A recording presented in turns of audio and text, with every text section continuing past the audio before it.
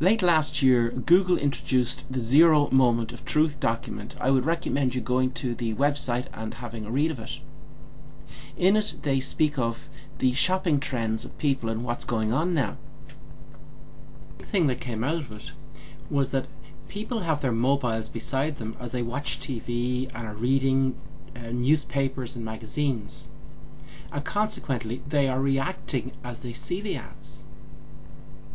In the Super Bowl there a short while ago, nearly 40% of respondents used mobile devices in response to TV ads during the game. That is a dramatic statistic. Let's look at another way of advertising. Let's presume that you have a hotel and you're advertising it on radio. The typical ad you'll hear on the radio goes something like this. Are you thinking of getting married? Come and view our beautiful hotel in the heart of the country. Call us now on 061 372 4268 or go to our website www whatever it is. Now, as you're going along a road or listening to an ad anywhere, you're not going to remember the number. And indeed, if you go to the website, more than likely you're going to check out competitors' websites as well. So let's rewind the ad. Are you thinking of getting married? Come and view our beautiful hotel in the heart of the country. Text wedding to 51444, standard rate text. Doing this means that when a person does it, they get a response, a thank you response, with a mobile website. Meanwhile, the hotel have captured a mobile number and are now in a position to call and sell to the person who's made the inquiry.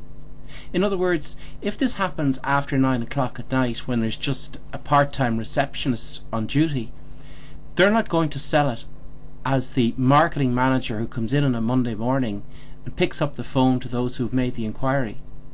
This is a powerful way of advertising. Another example, Spice Cottage are a takeaway, an Indian takeaway. So if you're looking for an Indian takeaway in Killiney, text Spice to 51444, standard rate text. Other examples, check out our spring summer collection that's just in, text MISSE, Missy to 51444.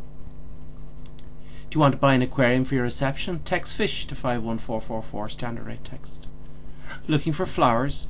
Text flowers to 51444, standard rate text.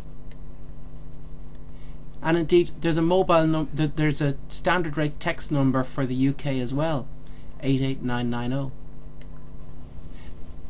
These keywords only cost €100 per annum, and the best ones are going, and I would strongly recommend you getting a keyword now. Furthermore, the keyword could be used in, let's say, a pub. During the X Factor last year, another pub drew a lot of ladies in particular down on a Sunday night. They put up a little bit of a prize and a bit of competition going on where they text the name of the pub followed by the name and answer to win a prize. Another use of it might be in a nightclub where you'd have people at opposite ends of the room texting each other. QR codes, what they are, why you should use them, and examples of good and bad use. They came in 1994, introduced by Toyota, and they are black squares that contain a website URL, a message or a video. They have positive and negative things going for them. Positive, including them in ads, people will go to your mobile website, view it, and perhaps buy immediately. Negative, they only work for smartphones, which is just over half the market. A lot of people with smartphones don't know about them yet, because you have to download a QR reader onto your mobile phone. They don't come automatically in a new smartphone. Let's look at a few examples. This is a building in Chicago, and when one hovers over it with their QR reader, they get a deal. As I mentioned, looking through magazines and newspapers, you're going to see more and more of these things. I have one on my business card. Sherry Fitzgerald, in their front windows, they are showing their properties through a QR code. And also in newspapers, you'll notice a QR code beside every property. The problem with this, though, is when you do hover over it, it goes through to the property, but it's not an optimized site, so consequently it doesn't, it's pretty bad. Here's an example of Miss E. This is going in their front window, so from 6 p.m. to 10 a.m. if someone is passing by their shop, they'd be able to hover over with it and see their mobile website. Or alternatively, if they just have an ordinary phone, they can just text Miss E to 51444, get back the mobile website URL and view it on their ordinary phone. That's the way this should be done. Discover Ireland. They're spending an absolute fortune promoting their new app by using a QR code. They also have a mobile website which they don't include in their ads, which I can't understand. The smartphone, as I mentioned earlier, is a long way from being 90% of people having them, so I just don't get it. This is another example in Irish Times. Abbey-Glen Hotel, again, same story. It leads to a mobile website which is excellent. The problem is it doesn't account for the other people who don't have a smartphone, and they really should have text Abbey-Glen to 51444 standard rate text, so those people can be accommodated. Here's bad examples. The Irish Times themselves. Buy now, so you hover over with your smartphone, but you can't buy. In-house, spent a fortune, front page advertising. Again, you got a pinch, you move it goes all over the place. Bad for their image. This is a good example. Purchase of some grapes we got there recently. The QR code was on it. When hovered over it, you got a video. Now, the site isn't mobilized, but having said that, you touch on the video on your smartphone and it shows things that you can do with grapes. That's very good. You can check out something in that regard if you go to www.videoforimpact.com. The difference between a smartphone app and a mobile website. First of all, the cost.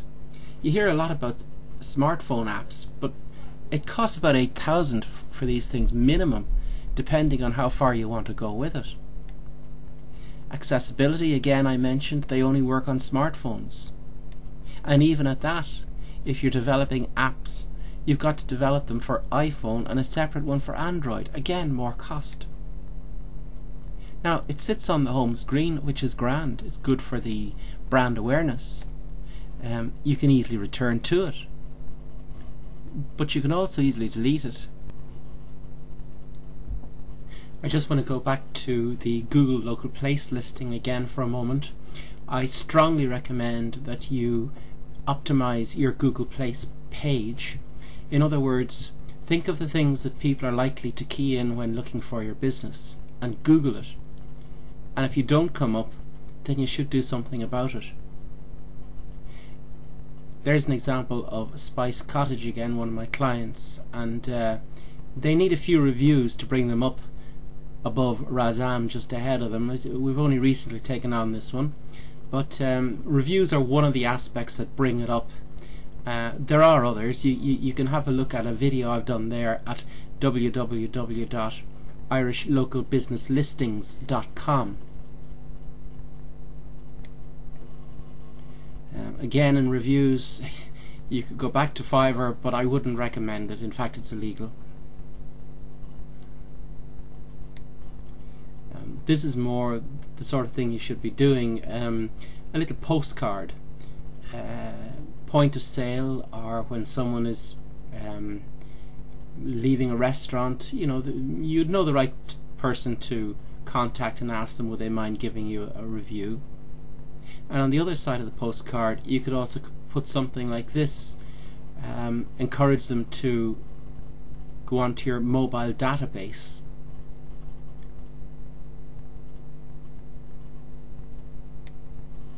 Finally, I just want to show a few videos, things that are happening around the world. The first one, McDonald's interactive campaign in London. If you Google that, you'll see this video. It's an interactive campaign. These things haven't come into Ireland yet, but again, you can see what's happening in mobile around the world. This is an augmented reality campaign. Something, it's again, Google it. Very exciting. The sort of things that people are doing to grab attention. And finally, shopping at a train station in South Korea.